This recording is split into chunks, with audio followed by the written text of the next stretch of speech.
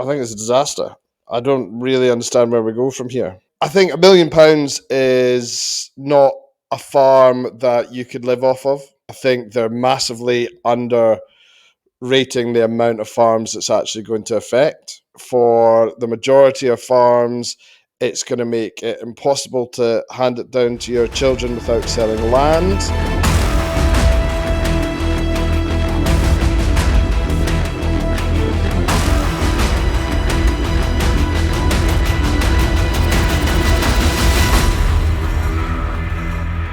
Good morning, good afternoon, and good evening, and welcome back to the Farming Funny podcast. I am, of course, joined by the last King of Scotland, Jim Fairley, and the Prince of Easy Cares, Nick Thompson. Nick thought he was getting that one. He thought he was getting that one.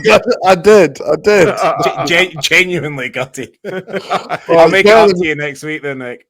I was better than being called the Laird of Newton Stewart or whatever you called me every week.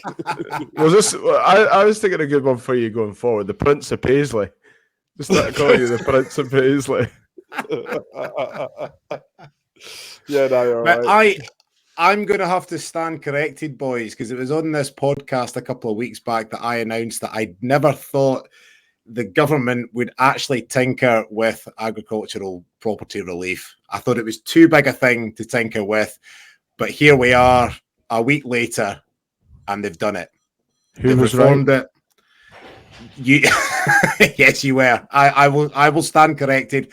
I genuinely didn't think they would do it, but they have. Give me your thoughts, Nick. What's your take on it? My initial thought would be don't bite the hand that feeds you, and certainly don't bite the hand that feeds you's children and their children's children. That's my initial thought. I think, oh God, where do you even start? I think £1 million is not a farm that you could live off of to start with. I think any farm that is worth $1 million or less, you would have to have a second job. So I think they're massively underrating the amount of farms it's actually going to affect.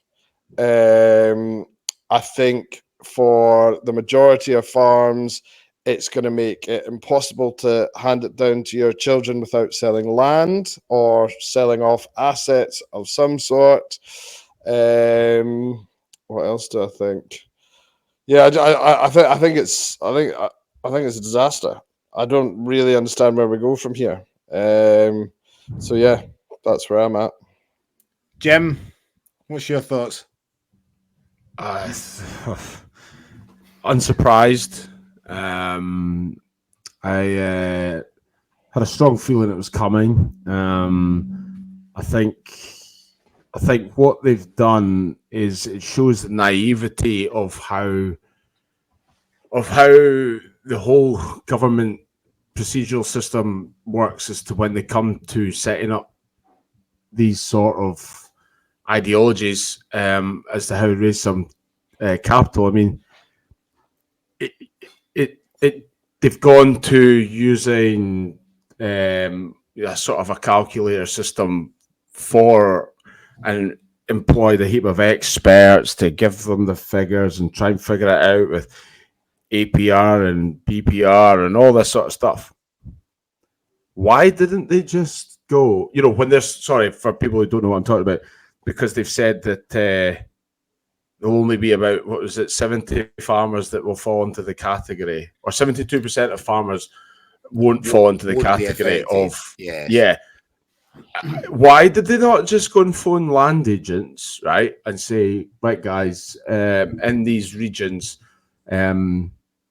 what's the average price of farms sold over the last 2 years? Yeah, so easy to do. So simple. Phone up Savills, Galbraiths, all of them, and say, right, what's the average price? You don't need to go and be a genius. And do you know what it shows you? It shows you the level of misunderstanding they have of agriculture, that they can't even do something as simple as that. The fact that they didn't even know what the value, like they genuinely thought, right, when we're going to do this, farms, there's not going to be many farms over £1 million. I think they thought, right, okay, we'll do this because it's not going to affect too many people and we'll catch your Dysons out. So if they are thinking like that, what are they thinking about all the other aspects of agriculture? So that's what worries me. But now they've had a serious reality check as to like how they've got it wrong. And they're not going to come out and say, we've totally got this wrong, because it like compromises them in terms of the integrity. But, Reeves has come out or already said that she was wrong on something. So the ball has started to roll on her. This, what do you call it? The sand clock. Do you know the clocks where you turn upside down? Yeah. Her sand clock's been twisted, so the countdown's on for her. But it worries me as to the level, you're putting your hands and trust in these people to do right by you all. And they come away with stuff like this, and the lack of knowledge and understanding. Like I said, it is so simple. Just phone up land agents and see what the average price of land sold for. And if they don't want to affect too many people, they make the threshold 5, 6, 7, 8 million. Because I'm telling you right now, there's 1,200 farms in Angus, okay? Now, Angus isn't the biggest county in the world. It's quite small, actually. Not apart from your holdings, you know what I mean? Like, let's be serious when we're talking about farms. I swear to God to you, 95% of them will be over £1 million. Easy. This is the thing. It's like I was working out the figures today because I was meant to be on the radio, but I don't even have a face for radio, so they cancelled me at the last minute. But I was working out the figures today. Unless you have a farm in like a hilly area, a rough area, or like a poor lowlands farm, anything over 100 acres. It's going to be over £1 million. Anything over 200 acres is definitely over £1 million. Yeah. So that, I don't know, and this, I don't mean to sound ignorant or anything like that. I don't know a single farmer that's farming full time as a family farm in my area that has less than 200 acres and is making it work as a full time job, as a business. I just don't. It's not viable. No. But Not that I want to give another podcast a shout out on this podcast, but apparently, and I've not actually listened to the episode, but George Osborne and Ed Balls have a podcast that they discuss sort of macroeconomic stuff, and they had one on the budget. Now, George Osborne was saying that previous governments, going back decades, have always looked at agricultural property relief and have tried to find a way to reform it, to close the loophole for the big guys like Dyson and people who are stashing their money in land so that they can pass it on inheritance tax free. But every single government hasn't been able to find a way to close the loophole, target the big guys without shafting all the small farmers. And so they've just left it off the table because they knew that the kind of hoo-ha that it would cause. But loads of them have looked at it, but they haven't actually been able to do it. But then, of course, you realise we've got quite a more socialist Labour Party than what anyone really thought, and then they've done it, and you end up with this absolute shit show. I've got a question for you, though, Sally. I've got a question for you both, actually, and this is one of the things that I was meant to be talking about today. By making this so difficult for farmers to pass it down to their children, right? Who is going to be the people that can afford to buy the land that the family farms are going to have to sell to get through this inheritance tax thing? And who are going to be the people that can pay the tax? The whole idea behind this is getting rid of the richest people in this industry. They're the only people that are going to be able to afford it. It's not to get rid of the richest people in this industry. But that's what they're kind of that's what they're alluding to. But that's not But what they're doing is the opposite. It's not a coincidence. It's not a coincidence that Bill Gates was in Westminster a week before this was all announced. Yeah, it's not like I don't know if anybody saw, but I was on GB News on the 1st of November, right? And I really started. Let you on.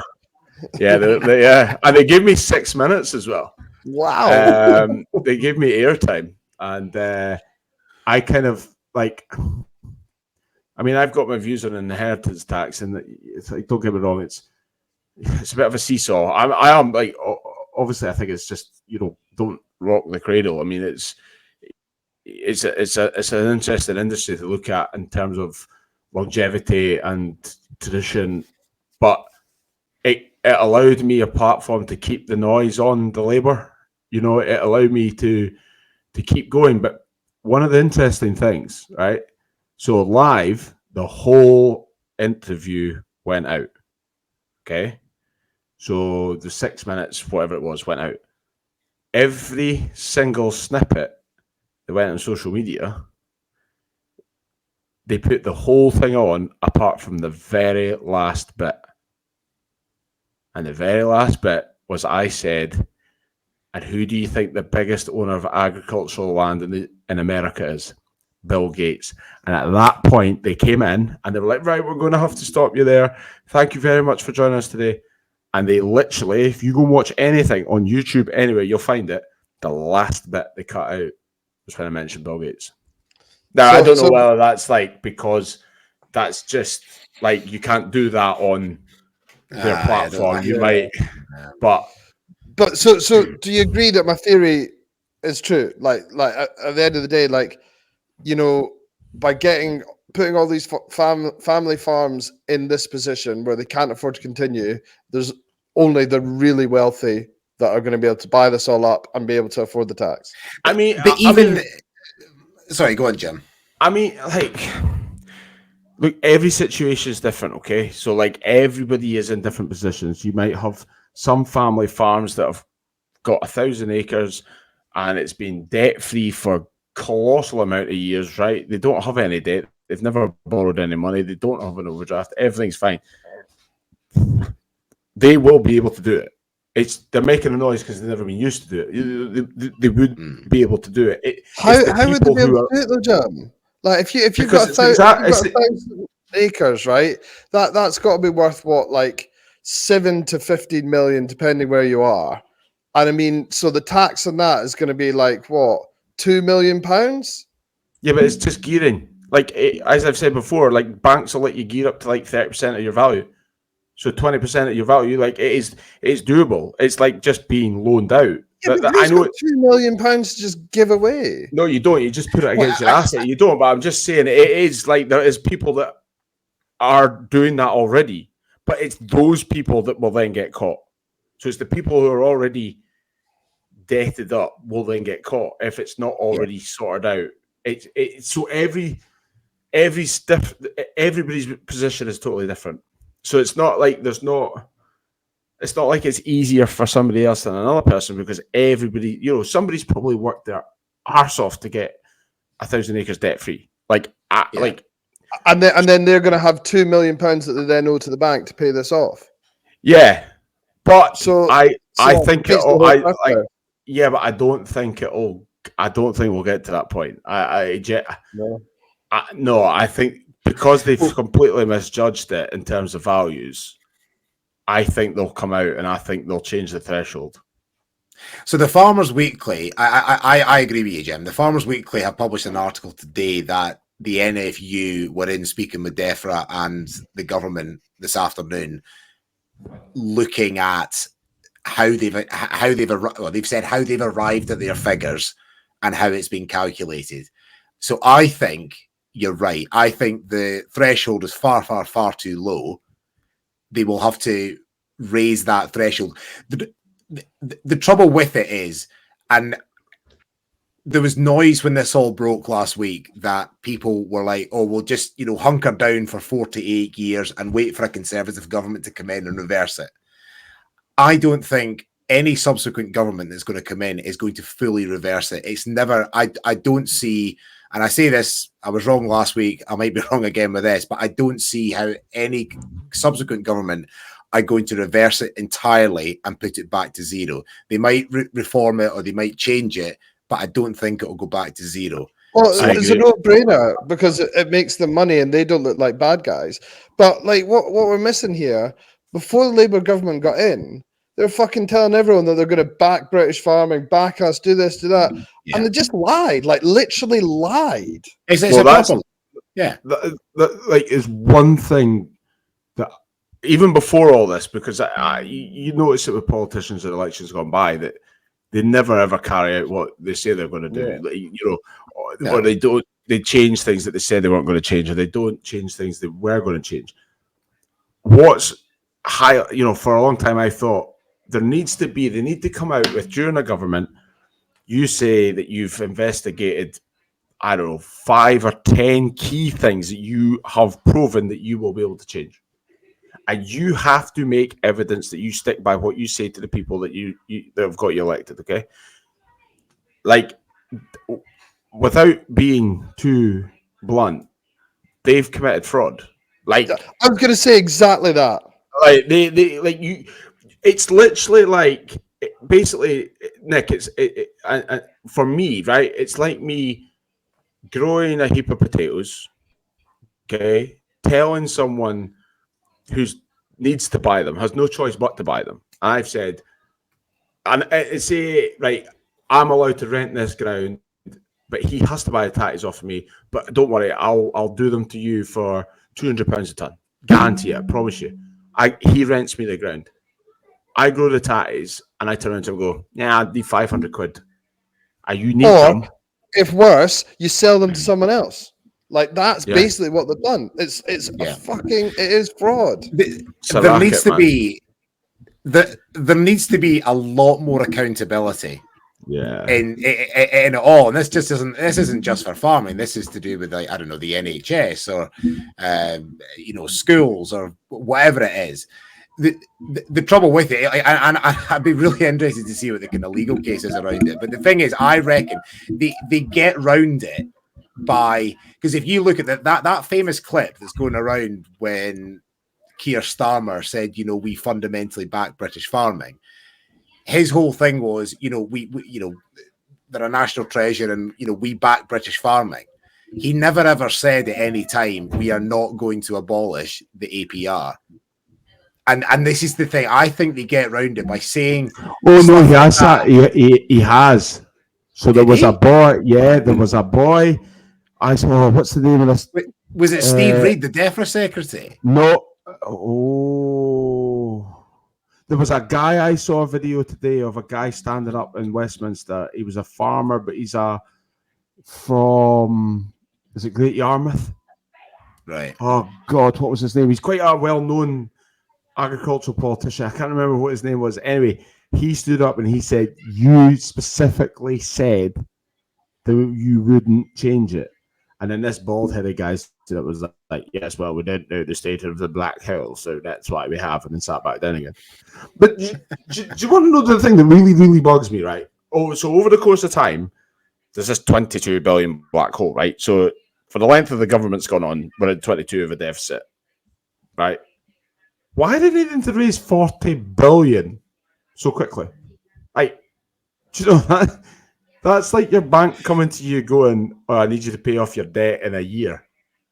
But is that not 22 billion to fill a black hole plus 18 billion to, like, invest in the NHS and roads and schools? Yeah. But that is that where it comes from? Yeah. That's where it comes from. But part of that 22 billion is they've added on 9 billion of that in public sector pay rises since they took over. So, like, they've literally added 9 billion just like that. Mm-hmm. But what gets me is a lot of the other issues that we have is, they've raised the minimum wage above inflation rate.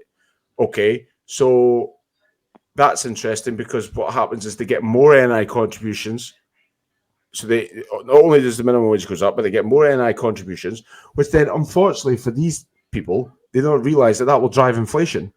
So people in the first 6 months might be better off, but then when everybody's got to start charging more for everything because wages have gone up, as usual, everything gets disproportionately out of control. I mean, I saw a thing, Tesco's, was it Marks and Spencer's and Sainsbury's, says that their costs are going to go up by 200 million a year because of this. Yeah, I mean, it's a very unbusiness friendly budget. if But it's you're an built by employee, people okay. who don't. You know, you go No, back I know, not that I long know. ago, look at videos of like Angela Rayner you find on YouTube.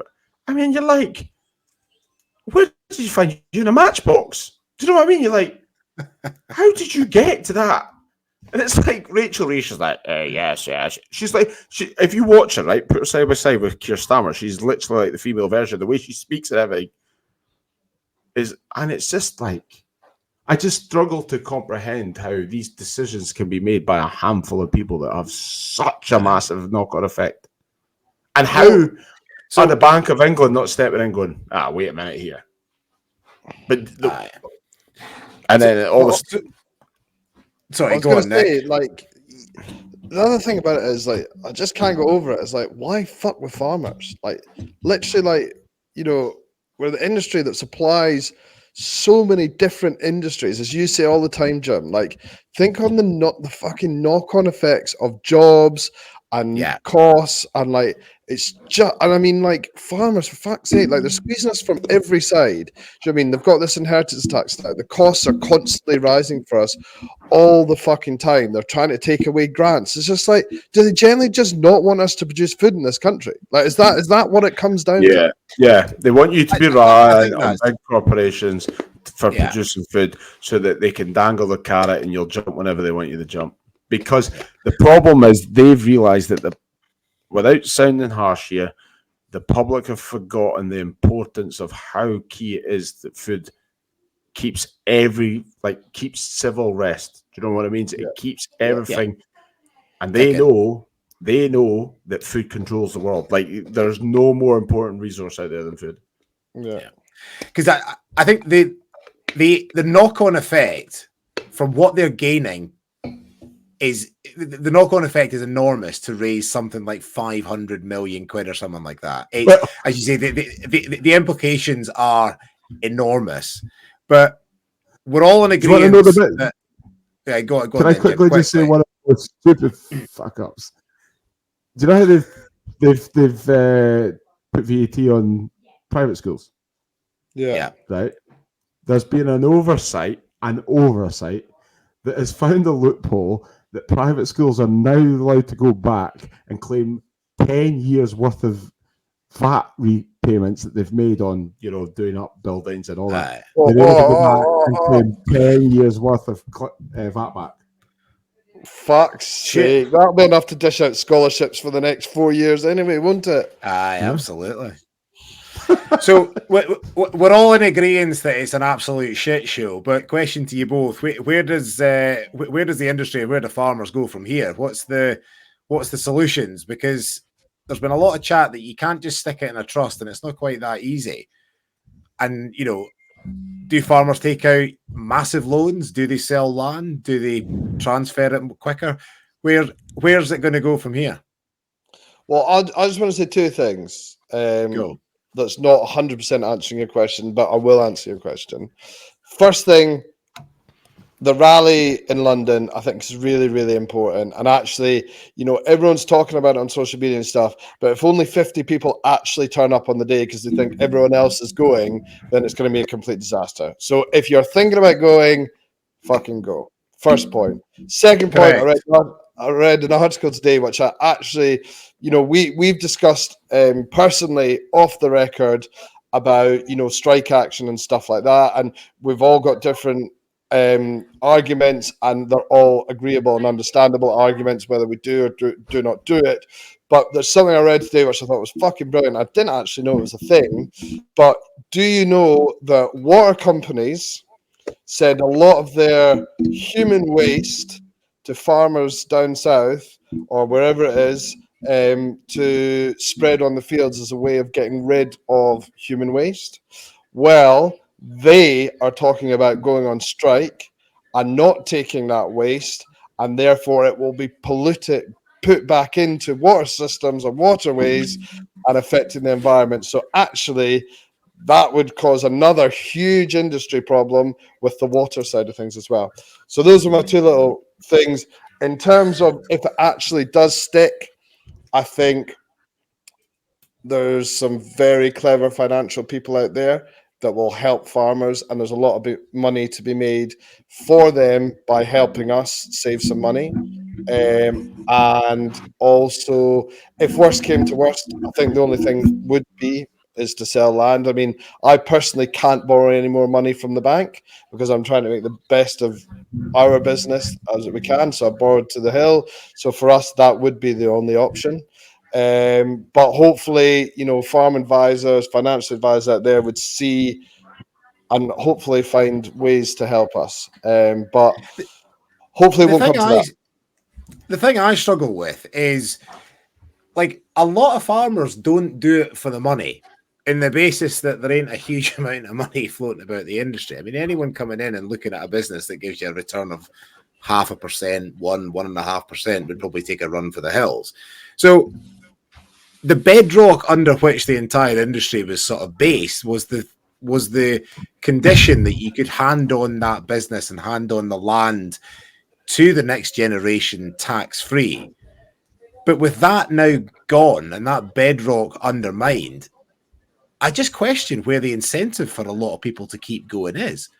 It's been so difficult over the past 5-10 years when you look at Brexit, when you look at changes to common agricultural policy coming out of the EU, introduction Ukraine of environmental war schemes, Ukraine war, like all this sort of stuff. And, we thought it was, you thought it was hard, but farmers are a kind of resilient breed and tend to knuckle down and crack on. But is this going to be the final straw that breaks a lot of people and they just say, actually, it's just not worth it? Like, I don't know what the mental consequences of stuff like this are and how that's going to affect it. Yeah, I mean, first thing I would say is don't do anything rash. Don't do anything irrational. Like, seek advice, seek some help. Like I said earlier, every situation is different, so, some people might have a lot of shares already transferred. There might be an outstanding balance, which could end up not being a massive fee. Like I say, every situation is different. But Sandy, what was your question again? I completely forgot your question. Where does the industry go from here? This is now a reality. So what are the options, and where do farming and farmers go from here?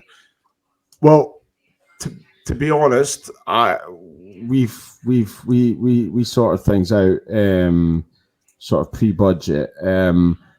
So I've not actually spoken to anybody for proper advice since. So I would like to think that you've got 18 months to sort it out before it becomes into play. I mean, is that are you fully protected for like 18 months? I think so, and I think this is a difficult thing because it is quite a fluid situation. As you say, the NFU are back in talking to DEFRA, talking to the government. So things, I imagine, over the next few weeks and months probably will shift. Like I mean, like I don't know. It's a difficult conversation to have, but like, I mean, over the course of 18 months, like, you kind of have to sit down with and have the frank conversation. Go, do you want to write a check for this, or do we want to continue farming the way we're farming, but with my name on it rather than your name on it? I mean, yeah. But and again, every situation is different, so it's hard, but it's. I think we need to. I think this togetherness that's created a bond within the agricultural industry is very strong, and I mean, obviously, everybody's got different opinions. Like, so, but in terms of the march, I mean, there's 4 guys that. Well, I spoke to a guy today. There's 4 boys from this area. I mean, he's only going down with another 3, so there'll be plenty more. But he's not a guy that would strike me that would go to marches, right? And he's going. So I was like, well, if you're going and you think this is really important, that suggests to me that I think there could be quite a lot of other people going. So, I think it'll be well attended. I think it will as well. It's got to be. It's got to be. I mean, I'd like to hope so. And you know, in all the comments on the YouTube video that the GB News put up of me and on their Twitter feed, okay, you're going to get the comments like, you you're going to get keyboard warriors and stuff like that. But majority of them are in full support of farmers. Like, full support of farmers. Jim, I've got a new business idea for you. Oh, God. I think the way you said that there about, you need to sit down with your father and just say, do we want to pay this? Or do we want to continue farming? Or do you want to put this in my name? I think you should just go around the country to all the farmers' sons, sit down with their dads, and just talk them through the options. I think you can Be the make mediator. millions, mate. I think you can make millions. Do you want to know? Do you want to know what to do? Do you genuinely want to know what to do? Last time I listened to you, Jim, about just going out there and buying the easy cares, it worked. So yeah, let's hear it, big guy. Right. My final part in comment. My final part in comment is go and rip a blank check out of the checkbook, right? Figure out what your inheritance tax bill would be. Write that number on a check and stick it in front of him. Amazing. And see what his reaction is. Don't tell him what it is. Just see what his reaction is. And say, look, that's a hell of a money. Yeah, that's what I'll have to send to HMRC. Leave the top bit too blank. Or you can actually write HMRC in there. Put HMRC in as well. Really send it up him. I think that's imagine you accidentally sent it in the post. Imagine your wife's like, oh, Nick, I just sent that check off for the HMRC. That'll get your tax paid. Fucking chased in the post today.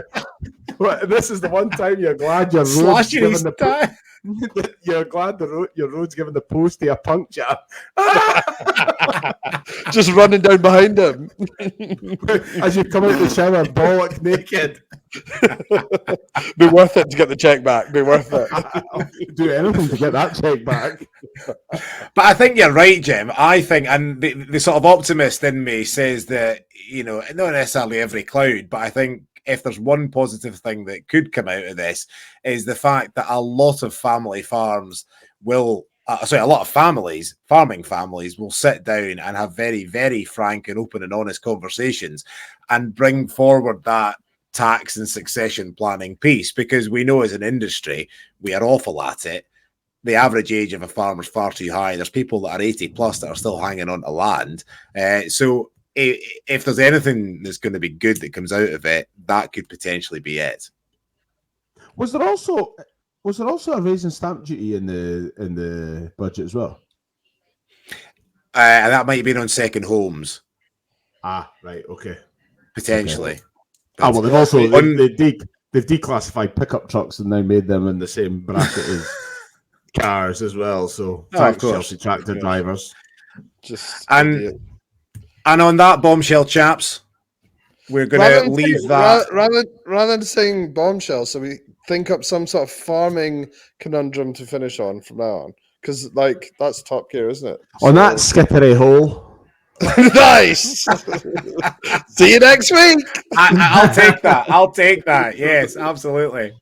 Take care, chaps, on that skittery hole. We'll see you all next week. Bye-bye.